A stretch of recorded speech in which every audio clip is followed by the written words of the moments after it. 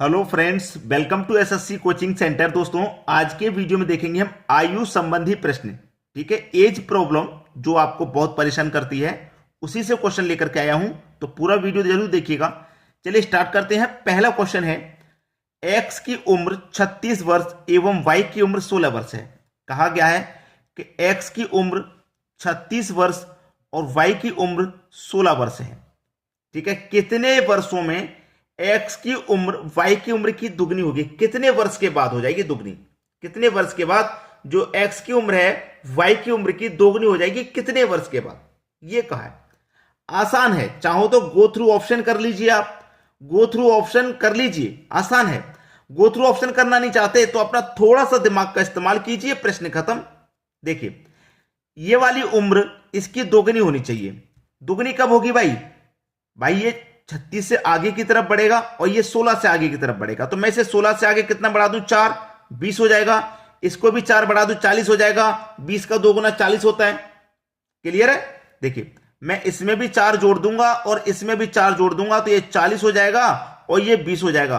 तो 20 का 2 गुना 40 होता है कि नहीं होता? बिल्कुल होता है।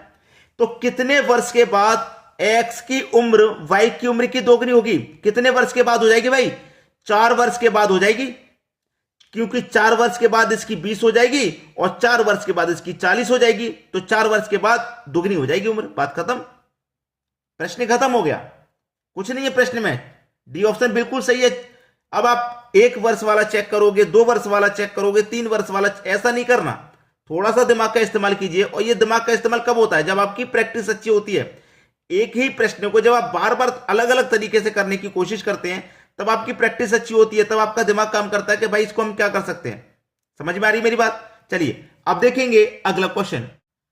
अगला क्वेश्चन है, वर्तमान में माया और छाया की उम्र का अनुपात। वर्तमान कहा है उसने, माया और छाया की वर्तमान उम्र का अनुपात 6:5 है।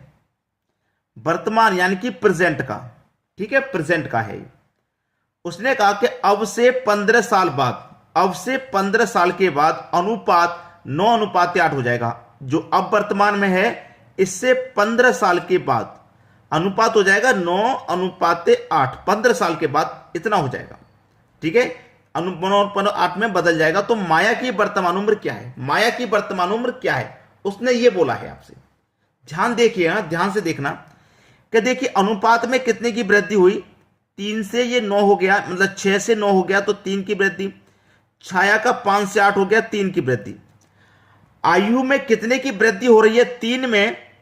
और वर्ष में कितने की वृद्धि हुई? 15 की, क्योंकि 15वां साल बाद इतना अनुपात हुआ है।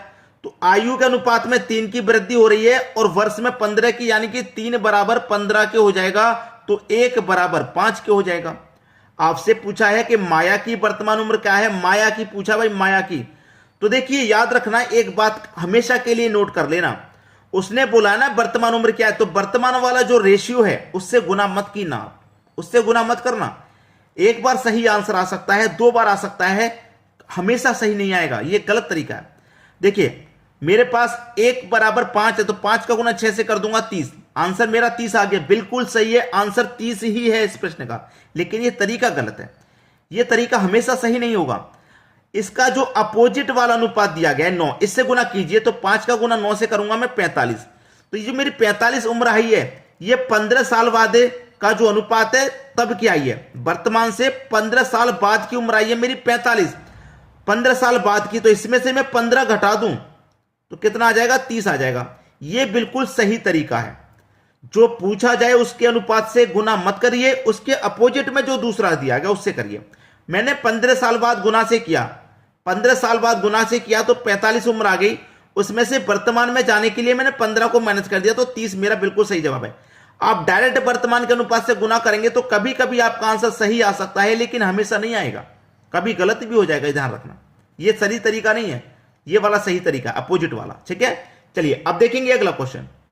अगला क्वेश्चन है, सलीम की आयु 10 वर्ष है। किसकी?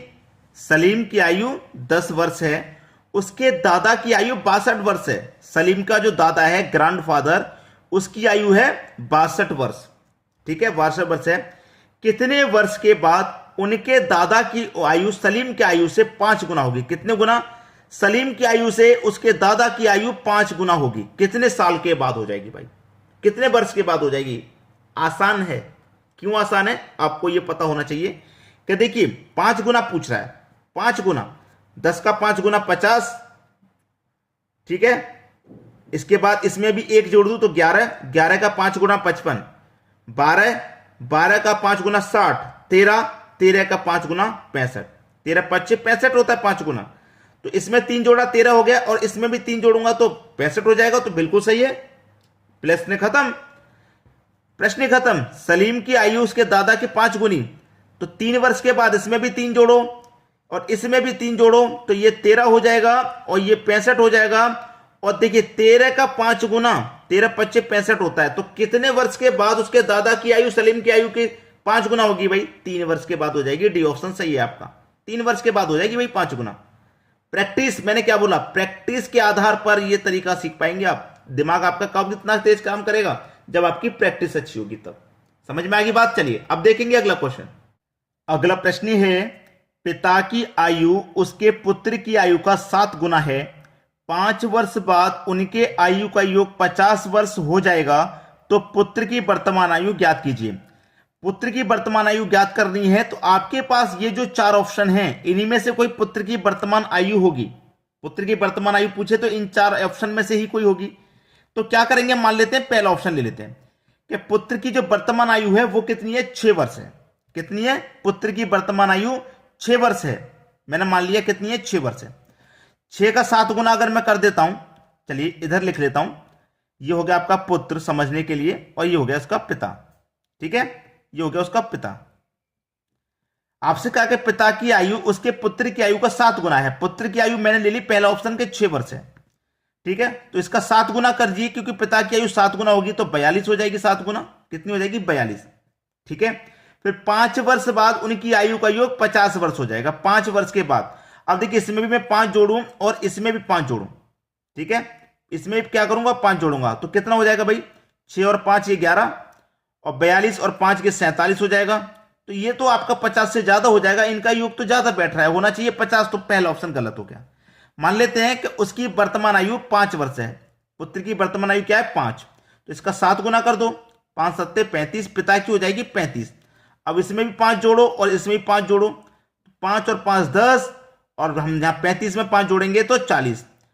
तो 10 और 40 कितना हो जाएगा? 50 हो जाएगा। दोनों का योग कितना हो गया? 50। और आना कितना चाहिए? 50 ही आना चाहिए। तो पुत्र की वर्तमान आयु कितनी हो जाएगी? 5 वर्ष हो जाएगी। ये हो गया आपके क्वेश्चन का सही जवाब। सभी को समझ में आ गया? चलिए अब देखेंगे अगला क्वेश्चन। अगला क्वेश्चन है, 3 लड़कियों की औसत उम्र 20 वर्ष है। 3 लड़कियां, ये पहली लड़की हो गई, ये दूसरी और ये तीसरी लड़की हो गई। अनुपात है इनका 3, 5 और 7 का अनुपात है। अब 3 लड़कियां हैं, 3 लड़कियां हैं, इनका औसत 20 है। तो योग कितना हो जाएगा? संख्या का गुना औसत से कर दो, योग हो जाएगा 60। इन तीनों लड़कियों का योग कितना हो गया भाई? 60 हो गया। जब आपके पास योग मालूम है तो अनुपातों का भी योग कर लो। 7 5 12 3 15। तो इस योग में अनुपात के योग से डिवाइड कर दो, 15 चौके 60, 4 बार में जाएगा। अब 4 का गुना 1 से कर दो, 4 त्रिक का 12, 4 25 20 और 4 सत्ते 28। पूछा क्या है? सबसे छोटी लड़की की उम्र क्या है? सबसे छोटी लड़की वो होगी जो अनुपात में सबसे छोटा है। तो अनुपात में सबसे छोटा 3 है, इसका मतलब जो पहली लड़की है वो सबसे छोटी है। उसकी आयु कितनी है? 12 वर्ष। सी ऑप्शन हो जाएगा क्वेश्चन का बिल्कुल सही जवाब। सभी को समझ में आ गया? चलिए अब देखेंगे अगला क्वेश्चन। अगला क्वेश्चन है, एक्स और वाई की वर्तमान आयु का अनुपात 5:4 है।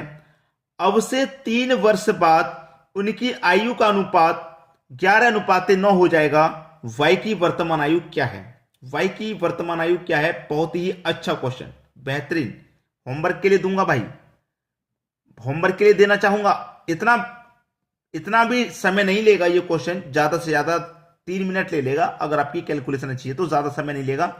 प्रश्न इतना मुश्किल नहीं है, बेहतरीन प्रश्न है, आसान प्रश्न है। आसान है इसीलिए मैं आपको बता रहा हूं, ठीक है। चलिए होमवर्क के लिए रहेगा तो आप इसका आंसर जल्दी से जल्दी फटाफट कमेंट कीजिए अपना अपना आंसर। आपके लिए होमवर्क के लिए जब प्रश्न मिलता है तो आपको भी खुशी होनी चाहिए कि एक प्रश्न हमको घर से करने की मिला, जिससे कि हमें प्रैक्टिस होगी। और प्रैक्टिस से मतलब है कि आप उसे कर पा रहे हैं या नहीं कर पा रहे, तो आपको भी मालूम हो जाएगी कि हमारी तैयारी कितनी है। जब आप हमारे किए हुए क्वेश्चन देखते हैं तो आपको आसान ईजी लगता है, खुद से करते होंगे तो शायद नहीं हो पाता होगा। वही चीज तो क्लियर करा रहा हूं मैं आपको होमवर्क के लिए क्वेश्चन देके। आपके हाथों से एक बार जरूर प्रैक्टिस होनी चाहिए। तो आज के वीडियो में दोस्तों उतना ही। वीडियो देखने के लिए बहुत बहुत धन्यवाद।